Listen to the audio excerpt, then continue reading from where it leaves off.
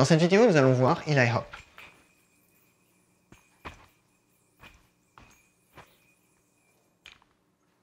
On vient de voir la vidéo de Boomerang. Alors Eli Hop, c'est un trick qui est sur le principe, sur le geste, très proche de Boomerang. Donc si vous avez travaillé la vidéo de Boomerang, normalement les difficultés que vous avez dû rencontrer et forcément que vous avez dû surmonter, vous n'aurez plus à les surmonter pour Eli Hop.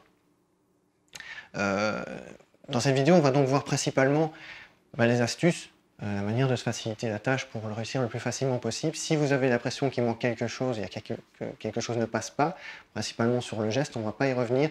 Allez voir la vidéo de Boomerang où c'est expliqué plus en détail.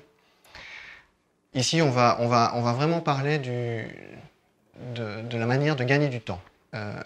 Avant de passer aux astuces, je vais tout de même ouvrir une petite parenthèse pour vous signaler que si vous prenez Boomerang et vous le transposez en latéral, vous allez obtenir quelque chose comme ceci. Et c'est pas à proprement parler ce qu'on entend par Eli Hop. Eli Hop, normalement, ça se joue du côté de l'index de la main qui n'est pas attaché. Ça me paraissait important de vous le signaler parce qu'on a vite fait de perdre du temps simplement en se trompant de côté et en imaginant, comme on vient de voir Boomerang, que Eli Hop c'est un boomerang latéral. Pensez-y, c'est pas le cas. Maintenant on va parler des astuces. Alors comme je vous disais, c'est vraiment pour vous faire gagner du temps. Si vous travaillez Eli Hop, naturellement, ce que je vais vous dire, vous allez intuitivement, de toute façon, l'intégrer. Donc ici, autant gagner du temps. Si vous essayez pour la première fois, vous allez peut-être mettre le yo-yo devant vous de cette manière-là et essayer de le faire popper. Alors voilà, ça va fonctionner une fois sur deux, une fois sur trois. On est bloqué en jeu latéral, on n'a pas vraiment beaucoup de mobilité. Et surtout, très rapidement, on va se rendre compte qu'on plafonne, on le réussit avec un certain pourcentage, mais on le rate aussi assez fréquemment.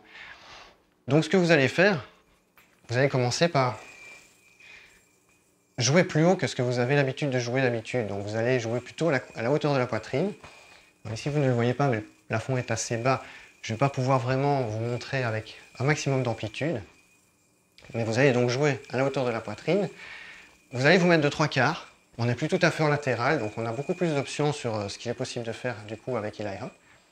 Et ça va vous permettre, en mettant un peu le regard dans le prolongement de la ficelle, de mieux pouvoir évaluer la trajectoire du yo-yo et éventuellement, s'il se décale, de pouvoir récupérer le coup.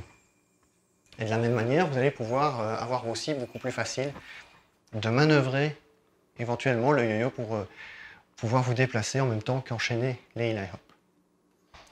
Une autre astuce que je peux vous donner, elle est assez élémentaire finalement, un petit peu comme pour la position du trapèze, jouer le plus possible près de l'index de la main qui n'est pas attachée. Plus vous allez jouer près de l'index de la main qui n'est pas attachée, plus vous aurez de chance évidemment de voir le yo-yo retomber sur la ficelle. Donc voilà pour les astuces. Eli Hop, c'est un trick que vous allez normalement pouvoir réussir assez rapidement, mais vous allez aussi vous rendre compte que ça reste assez délicat. Quel que soit votre niveau, on a un coefficient de miss, comme on dit, donc on va le rater quand même assez régulièrement. C'est d'ailleurs pour ça, en compétition, et jusqu'au plus haut niveau de compétition, c'est un trick qu'on rencontre assez fréquemment, pour deux raisons. Déjà, ce côté où il y a toujours une prise de risque qui est assez appréciable, et aussi le côté spectaculaire.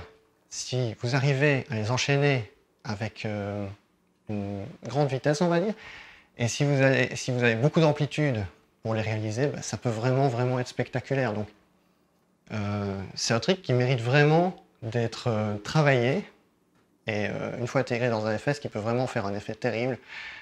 C'était Eli Hop.